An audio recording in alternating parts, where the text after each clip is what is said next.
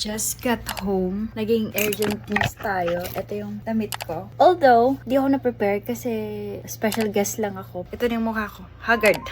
So ngayon, mag-skincare tayo. As usual, yung cleanser na gagamitin natin ay ang Lux Organic Solution. Yung acne derm nila kasi marami akong pimples. But currently, you can see na lessen yung pimples ko, diba? In just one day. So, make sure na i-wash muna natin yung mukha natin. At dahil basa na ating face, kumuha lang kayo ng Lux Organic Cleanser and average amount ilalagay natin sa ating face.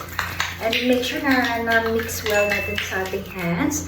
And pat it into your face like that. Tapos make sure na yung motion na gagamitin nyo is circular like this.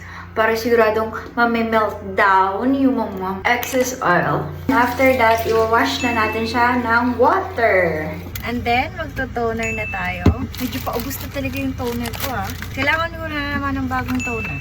Dip, dip, dip, dip, dip. Look, oh. Diba, patay na yung pimples ko. So, kahapon, grabe, buhay na buhay yung pimples. Ngayon, patay na siya, big. Ganyan ang power ng Lux Organics. Kung may mga acne kayo, oh my God, you should get this Lux Organic Miracle Solution na bundle. Highly recommended. Although may kamahalan siya, pero super duper worth it. Tapos, mag-Lux Organic Acne Miracle Solution Moisturizer na kayo. Kasi ang serum, recommended siya 2 to 3 times a week. Moisturizer muna tayo. Mga next day na naman tayo mag-serum. But look at that. I'm so amazed with how Lux Organics do it quickly. Isang araw, tuyong-tuyo na kagad yung pimples ko. I'm so happy with the Lux Organics effect with me.